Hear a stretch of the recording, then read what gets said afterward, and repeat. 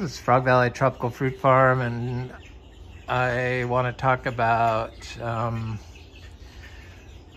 different ways to grow tropical fruit trees and plants. And I do it differently than a lot of people, and I just like to share what I know and try to help people understand how things grow.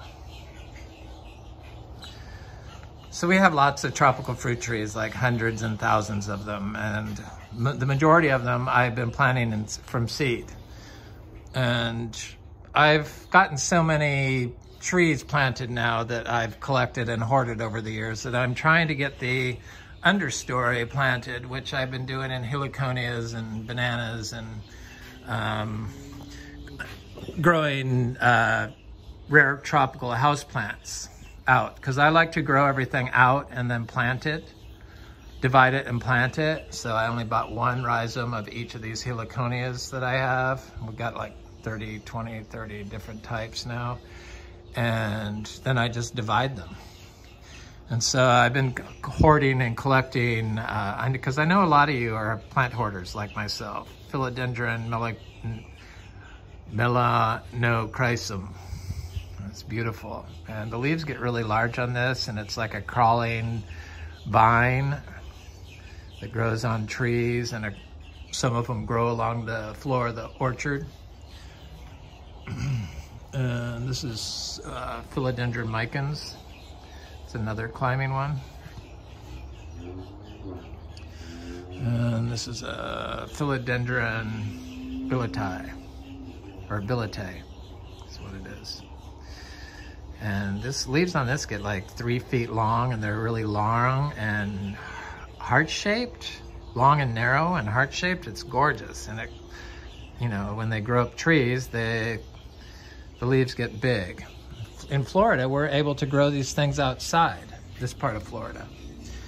And over here I had some stuff, because I like to plant everything in the ground before, you know, because this is to grow in the ground, these philodendron house plants. And so this was a pink princess cutting, or not cutting, but leaf tissue culture. You can see how small it is. And this is a Warsecii philodendron that the bugs attacked. So and this is a node cutting of Philodendron burleymarts. It's a variegated type. So it's just that little stem that they sell you, and then you plant it node up. So that little bump, look for the bump, and you kind of just set it on the ground, bury it a little bit in the ground. It had a leaf on it that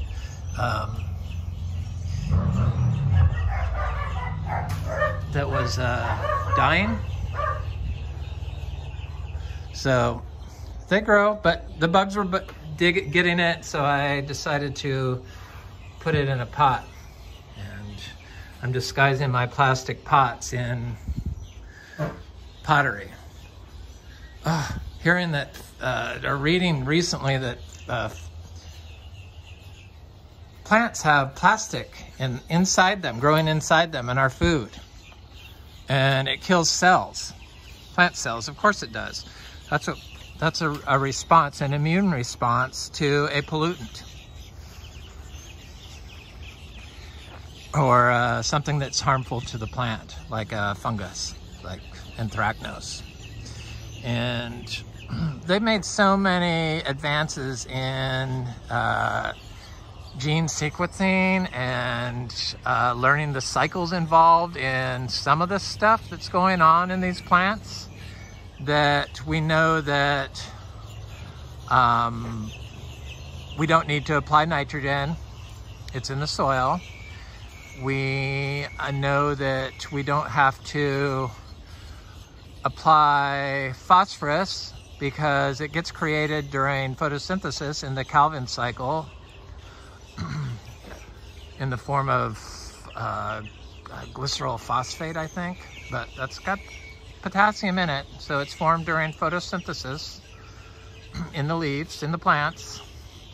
So if you got photosynthesis going on, you don't need that. And then turns out that we haven't even needed potassium It's only been shown to help in sandy or compacted soils, something Florida is big on. So all this stuff that they've taught that they develop seeds for plants and stuff in our food crops, NPK, is stuff that you don't have to do, and it just destroys the soil. And nowhere is that more obvious than in Florida.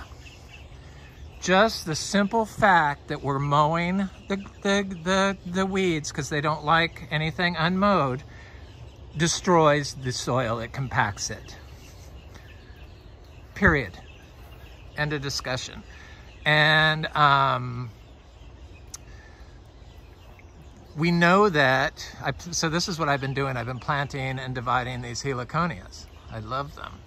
And I don't know why I didn't have any planted here in this prime real estate right in the back of my house, but I didn't. You know, I was looking elsewhere, but I've been doing that every day for a few hours. It's pretty hard. You have to dig them up. And I used to chop them off, but I don't know why I was doing that. I think it's wrong. So I watched this video on, it's in my liked videos or my playlists. And it's a farmer in Africa, and I can't even begin to say the name, I'm bad, but it's in my playlist of this week. And he grows tree tomatoes in a grove. And he mentioned how fungicide is their major is the major problem that's hurting the plant. And he didn't say what he uses, but it made me come out here and look at my one tree tomato that I have growing that, you know, we don't have to water and everything. And it had some flowers starting on them, but I looked at the flowers and the flowers were like, there's got some flowers over here, new ones. The flowers were getting black on them. And then I saw down here that this was getting black. That's the plant's response to shut down the disease.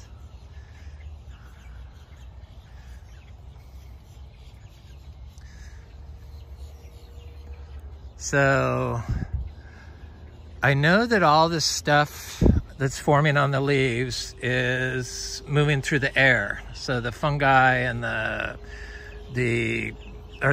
fungus and the bacteria and the stuff, the leaf will collect the stuff that floats through the air, the biology. So I sprayed some milk, lactobacillus spray. It's like basically the whey from organic milk. I sprayed that around the ground here, and then I applied some cow manure and donkey manure and piston bedding, and then threw a handful of compost on it, finished compost. And I noticed that I didn't put it right next to the tree, and I did not spray the tree, but I noticed because the air is really wet here at night. So all this moisture that the leaves collect. So the gases, the volatiles that rise up from all this stuff that got put down will collect on the leaves, and that, I guess, prompted it to send out some new leaves. So, and it looks healthier.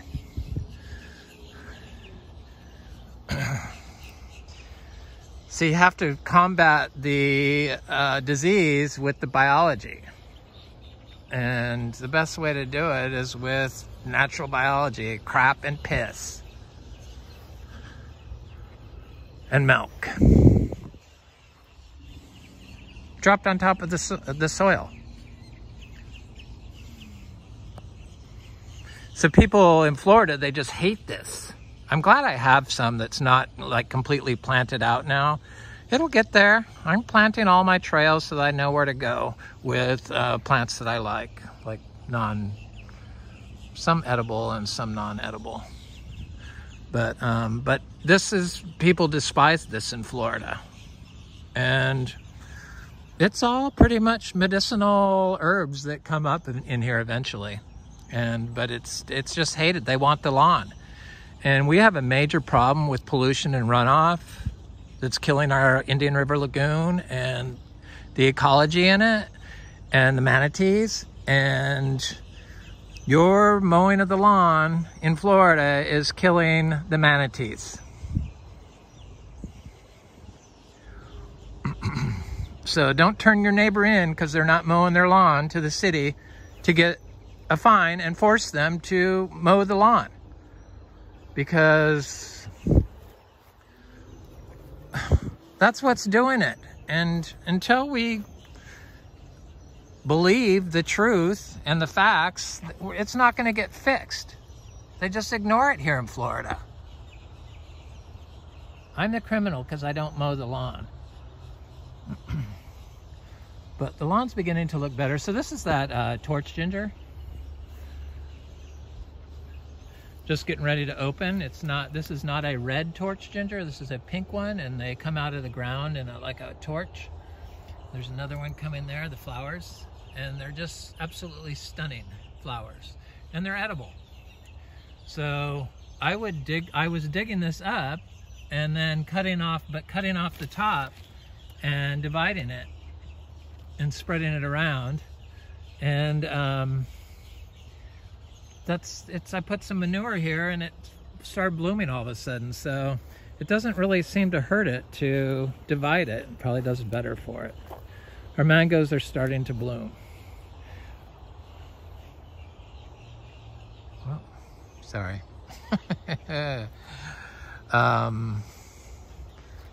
That's diamond. Yeah, all these plants, because people want wood chips. That's what people think is like the preferred way to do it.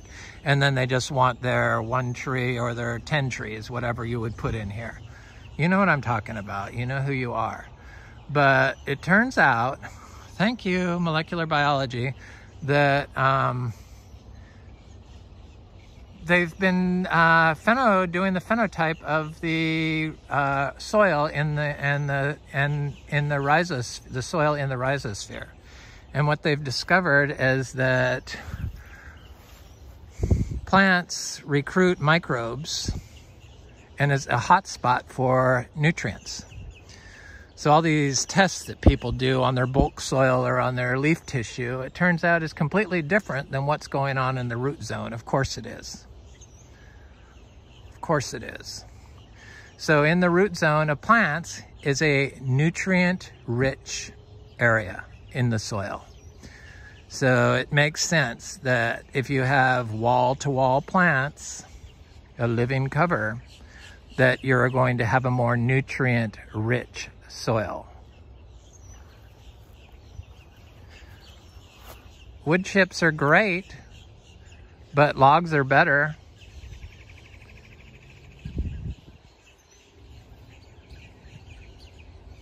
Logs and sticks. Wood chips hopefully become the carbon dioxide that the plants that you have covering your soil breathe in to form phosphorus during photosynthesis. It's like they're so complicated. And they haven't even like barely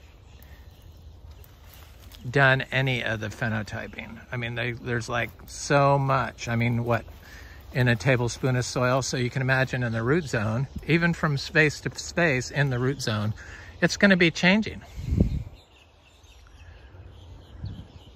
And then most of these studies are done on disturbed systems. Agricultural systems are disturbed.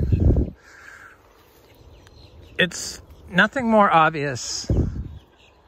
It's so obvious when you look at what they do to fix the ecology on these sand dunes at the beach. They stay off of them.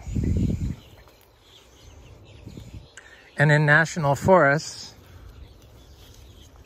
and beautiful parks and arboretum, or, you know, botanical gardens, they don't let everyone walk all over everything.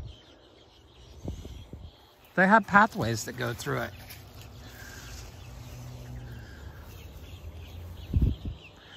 I mean, these are like the prettiest places on Earth.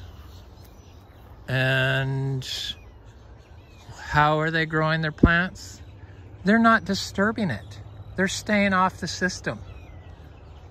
Nature stays off the system. We should just be going into the system periodically, not trampling it, not doing thousands of acres and doing and that you've like plowed and driven over and nothing native grows in there, and you're eradicating anything that's trying to come up on its own.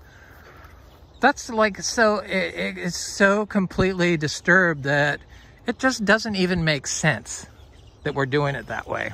And then we're trying to balance the nutrients.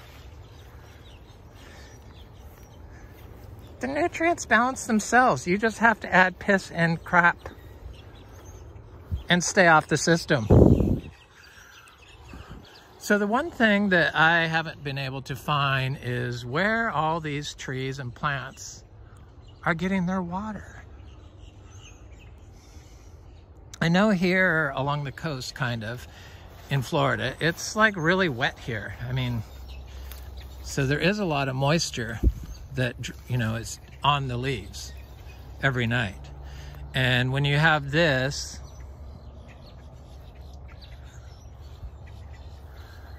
it like runs down the leaf and into the soil. If it's not compacted, it can go down into the soil and move through the soil. So all this stuff, these nutrients and biogenic VOCs and phytochemicals and acids move through water and gas. You know, as they break down, they turn into gas and go into the air. And when we're like constantly mowing back and forth with machinery on the soil or covering it with wood chips, you're changing the pressure on the soil and limiting the nutrients that will become available for your tree.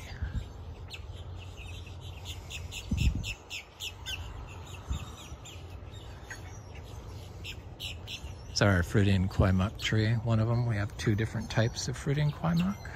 Quite proud of that. So we're gonna have a really good mango year. And all these people that there are issues with the fungus and the bugs. So the bugs, let's talk about the insect pressure. So I was watching this study, and I should know who it is, but it was this week, and it was on, they did it on a,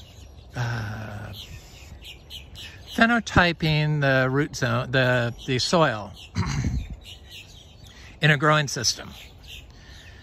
And because, I mean, if you're organic and you grow like this, you know that you don't really have bug and disease issues. I mean, you just know that, but everyone else fails to believe you. But so they did a study on an organic conventional, well, it's like a conventional system. So it was like a annual system of, I don't know, some annuals, but they did it organically. And then they couldn't really phenotype the whole everything because, you know, it's gene sequencing. There's just too much stuff. But they found that there's fungi and bacteria in the root zones of the plants. And that's how they discover, you know, that there are high nutrient levels in the root zones.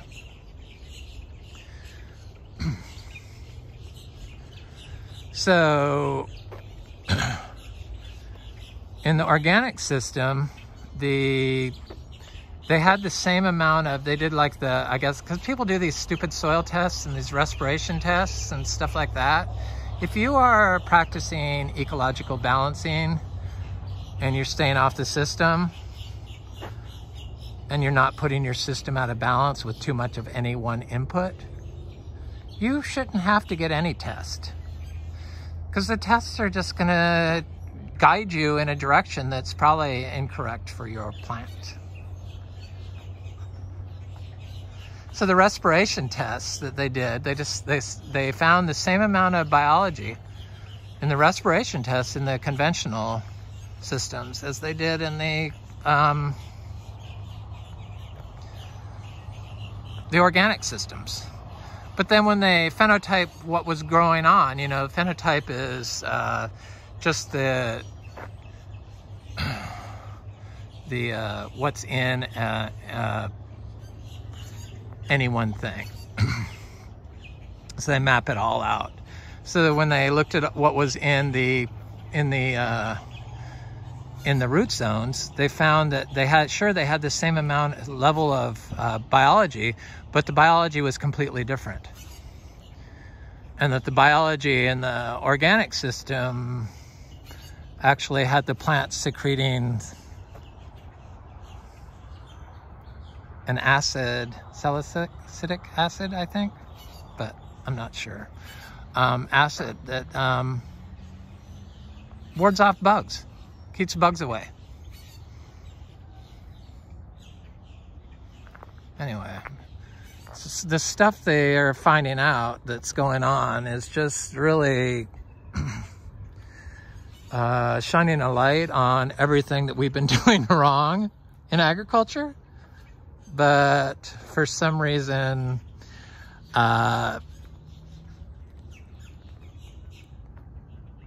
our quorum sensing ability has not, everyone hasn't come to agreement on it. So there's still, there's still people that mow the citrus and the split strip spray the glyphosate. The pollution is what's killing everything. I don't understand why people don't understand that. So I've been thinking about where's the water coming from, and I'm vegetarian, so I cook a lot of vegetables. And one thing I always known about mushrooms is they're full of water.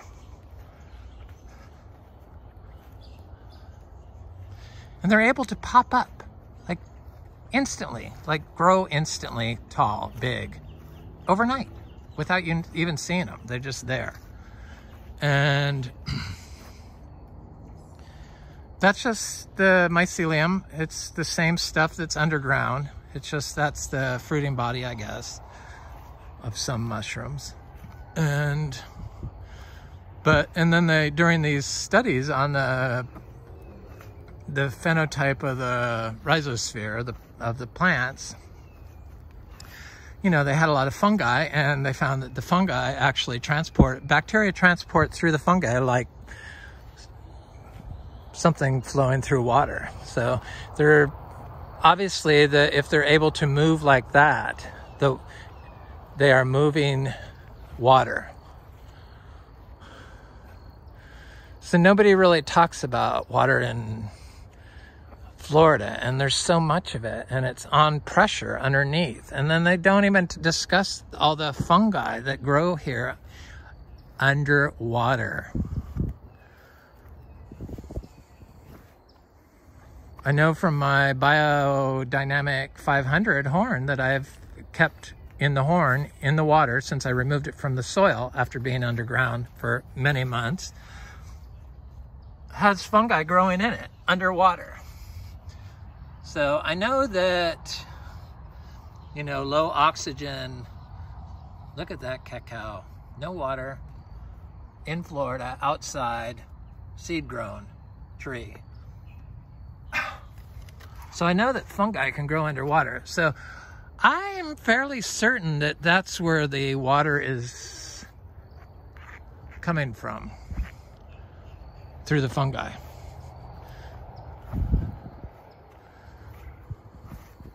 Because the fungi and the bacteria, they all live in the root zone of the plants. Another reason to have wall-to-wall plants. So the whole Three Sisters thing, the one thing that Americans got from the Indians for growing, the Three Sisters.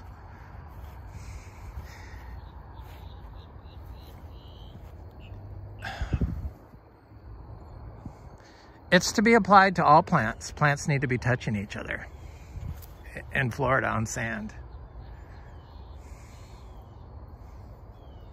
It's like all the plants are sisters.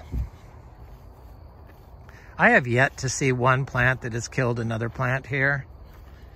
And I grow little tiny trees, or, you know, plant them seeds directly in the ground, or transplant like 2-month-old seedlings, tree seedlings, directly in the ground.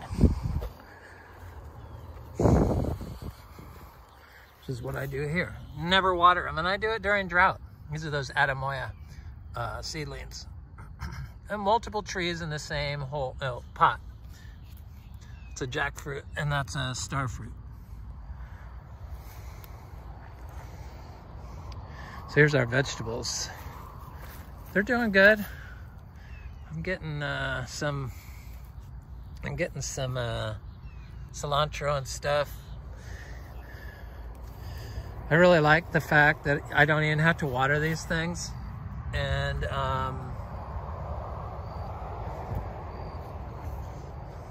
I can just come out here and pick them.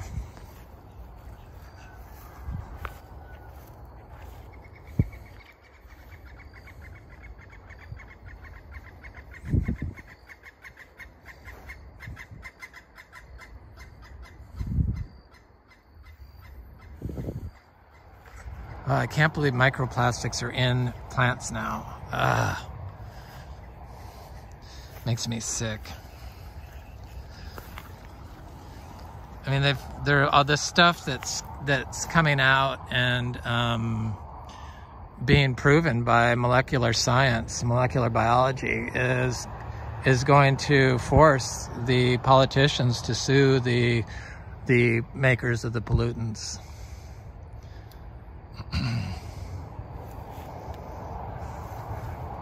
I mean, we just can't go on like this, especially since there's a better way, and we now know there is a better way.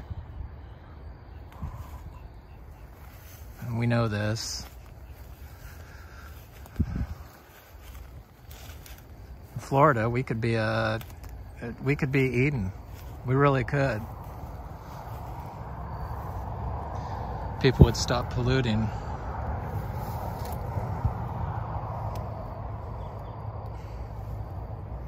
Don't need that stupid NPK. I mean, that's just, it's all wrong. You don't need the insecticides, you don't need the fungicides. You got to balance the ecology and plant plants. And so this whole system is based on pressure and water and gas. So I'm sure that, like, these giant trees constantly are spraying out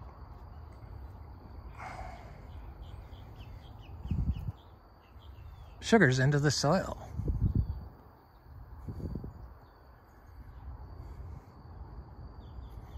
I mean, that tree has to be doing a lot of pressure in the soil. So when this was all lawn, they were mowing it for 50 years. It was gorgeous. They removed everything and left these giant old trees, and it was lawn. But the trees were starting to die when we bought it. The big old oak trees. And it took me a while, but first thing I learned was do not disturb. It's not about soil health. Soil health is one part you get from balancing ecology. You can't get true soil health just by adding a compost. It's impossible. You got to add the crap in the urine. And the plant.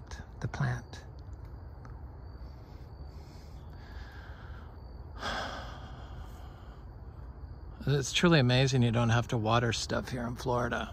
It's just really a remarkable spot that if people would let loose and stop disturbing the system and plant tropical fruit trees and grow them organically and stop mowing the lawn, it could become Eden. Until people stop equating this with dirty and unkempt, if it's not in a forest, why is it dirty and unkempt if it's in your yard, but if it's in a state park, it's nature? Till they put that together,